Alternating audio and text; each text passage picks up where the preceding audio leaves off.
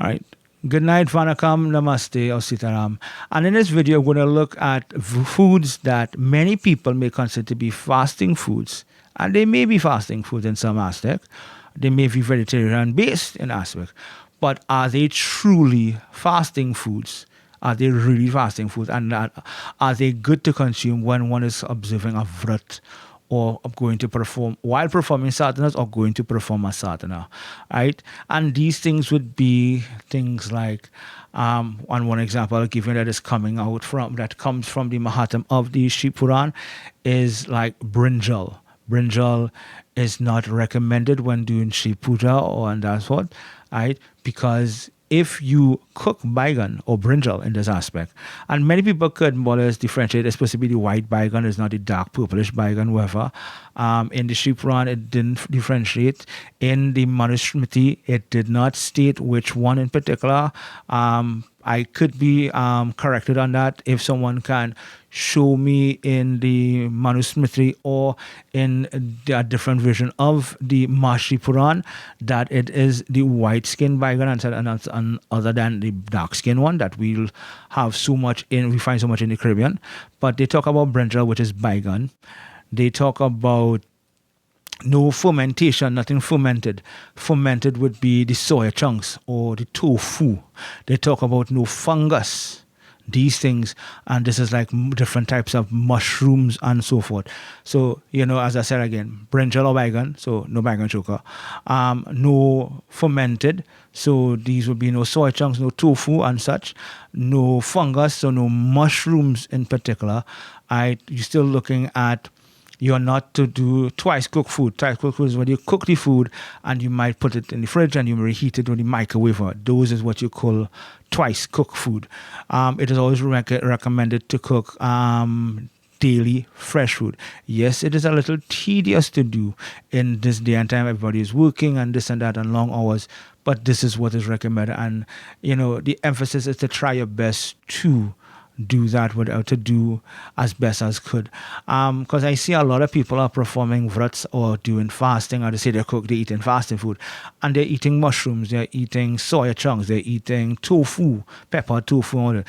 These things are more or less not right. These things are not permitted. These things are not recommended. Some of these fermented or fungus aspects of food are very cancerous in detail. They do promote cancer in a time to come. Some of these items, tofu items or fermented items, are more or less created or produced in an environment where egg and egg-like byproducts are more or less made also, like eggnogs and cakes and different things. So you have to be aware of where these items are prepared and whatever factories, whatever, the packages does tell you these particular, however, you have to be cautious, very, very cautious, however, unless you know the company ins and out and you can trust this company in making these particular. But still, again, once you are performing a sadhana, you're doing vrat, you're fasting for puja, you do puja on a daily basis. These are the things that you have to omit. So no mushrooms, these are fungus,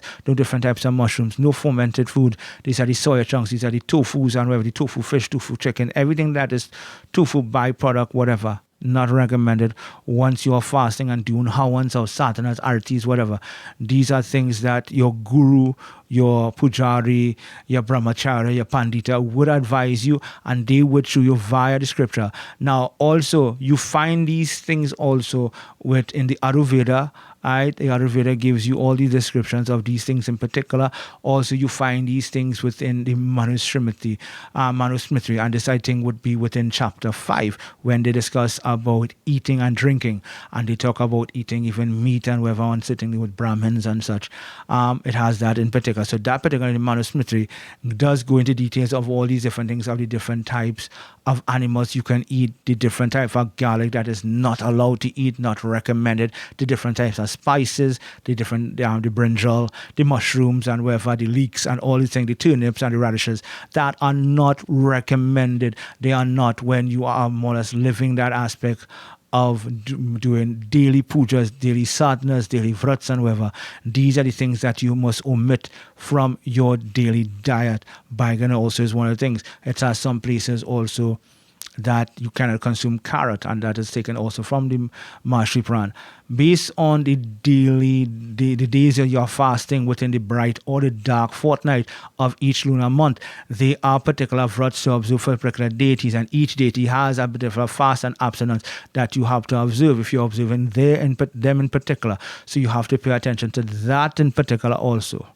Right? So this was a video that needed to have happen, because I saw a lot of people, and it's not to come down on people who maybe consume these things unknowingly in aspect, and I would like to believe it is that particular way, that they were not educated or enlightened. So that is why I chose to do this, so that you will understand the pros and cons, and what not, and what must have and what not must have, what you can eat, what you cannot eat, what is permitted, what is not permitted when you're doing your daily vrats, your daily sadhanas, your daily pujas. So I hope this particular video was more or less intuitive. This was educational to you, to where certain foods are prohibited, that are not recommended, that may seem to be fasting in nature because they are vegetarian nature, but are not recommended to be consumed, and to be watchful and mindful where they are created, where they are produced, because the environment may not be conducive of a full sattvic vegetarian or vegan